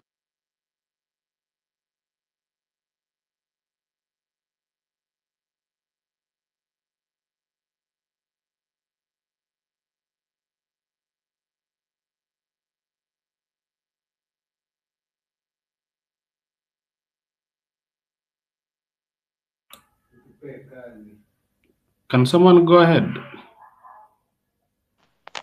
Yes, Edgar. Okay. Perhaps I can. My name is Mahanu, and just to give my contribution, I was supposed to pick up from where Nelson had highlighted a few issues concerning the JKIA takeover case. I wouldn't want to belabor myself and go over the issues that he had already mentioned. But what people need to understand is that whereas we're being told that there's a company from India that has been contracted to upgrade and develop our national airport, what is really happening is a complete takeover. And I will summarize it very briefly so that everybody understands. What is happening right now is that a PIP model of renovating and developing the airport has been submitted and has been approved. Now, the reason why we have a PIP model on major projects that involve governments is because there is always that special need to exploit or to explore that option, because direct competitive bidding does not offer the options. That means you explore this option in a case of a uniqueness that is contained in. Now, the reason why I call it a takeover and not a leasing per se, as it has been painted, is because the funding of this project is going to cost about, when the proposal was put forth, they said that it's going to cost about 2.047 USD billion dollars. But after the evaluation committee, they reviewed that amount to 2.05 USD billion dollars, which means they increased the amount. But let me even shock you. Whereas they say that this is a public-private initiative, the whole project is being funded from the current revenue that is being earned by JKIA up to a tune of 53%. Now, they say that they are going to run the project for 30 years, after which they are supposed to hand over. You see, the model they're trying to paint is like that one that we've seen working with the expressway, whereby a private investor comes in, does an infrastructure or a project, manages it, recovers their initial capital, then hands over the project to the government. But what is happening here? This company is not putting even a single shilling into this company. And this is how they are doing it. 53% is being funded by the current revenue earned by JKIA. Then 33% is going to be funded by a loan which they want to take using the title deed of the land that is owned by JKIA. And then they're telling us that 14% is going to be funded by an investor. And we all know, I'm sure you can all understand that if someone in the Kenyan context talks of an investor, we know what that means. But more shocking is this. At the end of the process of the 30 years, when they have recovered their 2 billion, which they have allegedly invested at this point, they are supposed to be paid again 2 billion at the end of the 30 years. So which means they allegedly put in 2 billion, which in the real sense they never put it. And at the end of it, they're going to recover 2 billion US dollars in a span of 30 years. Then at the end of the 30 years, they will demand again to be paid 2 billion. So that's 4 billion US dollars. Then they will own a lifetime stake of 21%. So clearly you can see this is someone that is domiciled in this country trying to secure their financial freedom for their children and perhaps the fourth generations to come. So it is a very serious issue that everybody needs to keep on looking at it. We are compiling the petition, and by next week we should have filed the petition, and we'll keep on sharing and updating Kenyans the status of the petition. Obviously, by the look of the materials that have been placed before me, it is highly likely that the court is going to stop the whole process so that a complete audit can be done and Kenyans can understand. And so Kenyans, this is just but one of the issues that is happening in one of the parastatos. So as a way forward, we also need to start demanding for a cleanup of most of the state corporations in this country. And that's where actually the problem is, because government offers services to Kenyans through state corporations. Recently, I saw the cabinet secretaries being fired and then being rehired again. What we need to understand is that based on our constitution, most of these cabinet ministers, cabinet secretaries, much as they have a lot of power, as it can be seen from where we sit, the chief accounting officers of most ministries are permanent secretary, principal secretaries. Those are the people who control the budgets. Those are the people who run the ministries. So if you see a ministry failing or succeeding, it's because the principal secretary is either doing a good job or they're doing a bad job. So as Kenyans, we need to demand during this moment, much as we have long-term goals, we also need to ensure that we inject instant action that will deliver results for purposes of revamping public service.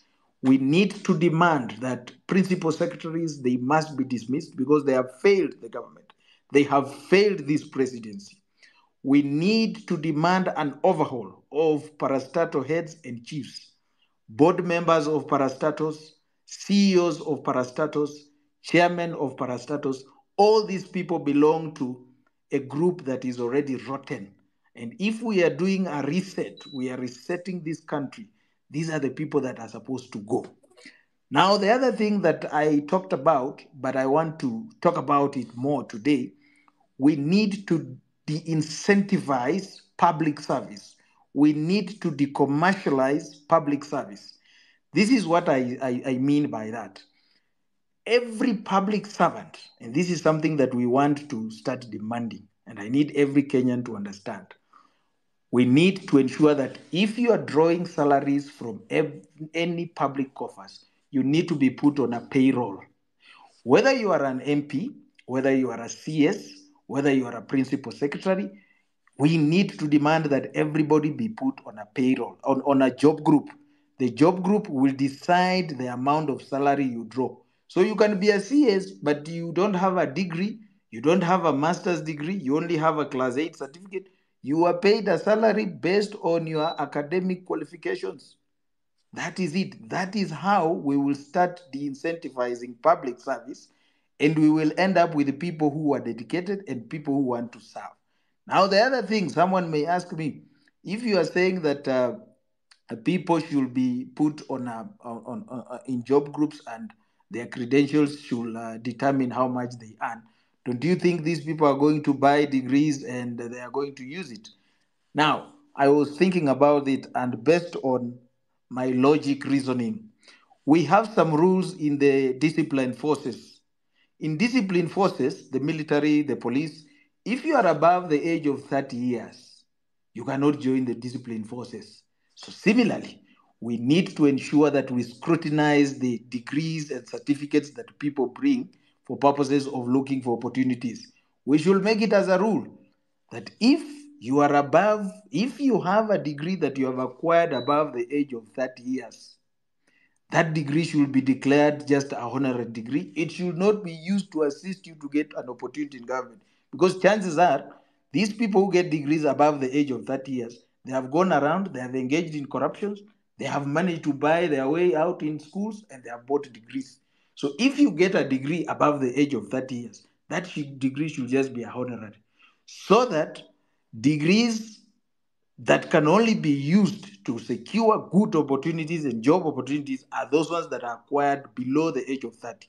And for sure, automatically, the corrupt people, the people who have been interfering with systems are going to be eliminated. We will end up creating a lot of opportunities. And by doing that, only people that are dedicated to serve Kenyans will be finding themselves in these spaces. People who think public service is a space to enrich themselves will not have it anymore. So, as I finish and as I conclude, what is the way forward? I have heard people saying that in the event the presidency is forced to resign, that means the president and the deputy president, we will run into anarchy. No, we will not run into anarchy because we have a constitution, and the constitution provides very clearly that in the absence of a president and the deputy president, then the speaker takes over for 6 months, for 60 days, that is 2 months, then an election has to be held. Now, others are saying that how are we going to have elections without the IBC chairman? That is wrong. We can still have elections. What we need is goodwill. Even in the absence of the commissioners, elections can still be had. Previously, we have had commissioners in offices, but we've seen the bungle elections. So the mere fact that we have commissioners in the office does not guarantee that we are going to have a free and fair election. Elections can be had if we have good people in offices that have goodwill, that have got intent to deliver good results and transition for Kenyans. So we must start demanding these things, and we must have a strategy on the way forward. We need to action. We meet at the space, but we are doing very little in terms of actioning what we desire and what we are demanding. Talking too much and not putting pen on paper to action what we are saying will not get us far. We need to start occupying the SRC so that we demand that they review salaries of people based on job groups. Let everybody know that if you want to work in the public service, you are going to be paid on job group. If you are a CS and you have a class 8 certificate, you will be paid like that sweeper who is working in that ministry, not more than 20,000. That is the only way we will be able to discourage these masqueraders and charlatans. Now, as regards the people who have been abducted, the people who are missing, we need to have comprehensive data.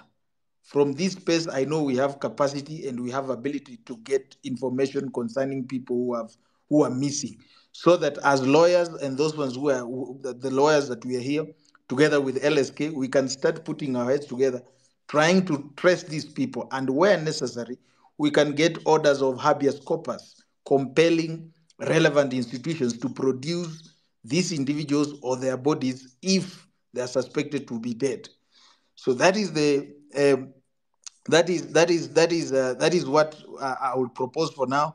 And finally, as I conclude, this current parliament, this parliament that approved the finance bill, needs to go home. That is the only way we can reset and we can restart. In 2017 and 2018, the former Chief Justice Maraga advised the presidency to dissolve parliament at that time, because to date they have never implemented the 2/3 gender rule. In government, we have something called perpetuity, or governments operate in perpetual succession. That advisory is still on the table of the presidency, and this is a good time for him to implement that advisory by disbanding parliament, so that these people can seek fresh mandate, so that now we can do a fresh restart and start again. So thank you so much. Let us keep on engaging. Let us keep on pushing. Freedom is coming, and let us not be divided. Okay. Edgar, can I do? Thank you. Okay. Thank you so much, Makano, for that submission. So we are going to end the space in the next 4 minutes. So I'm going to let Willie Oeba take the space, or rather take the mic and give us a spoken word piece. But before that, the president today, excuse me. Yeah, go on. Yes, before that, the president today did call the youth of this country formless. I have one message for the president, or rather Baba Charlene, as most of you call him. The youth of this country are formless because you have not provided a good environment for them to thrive. In terms of you failed to actually provide jobs for these young people. You are telling these young people that you are going to create employment, I don't know, in whatever country that you normally say whenever you stand on public podiums to speak. You call these people, you call these young men and women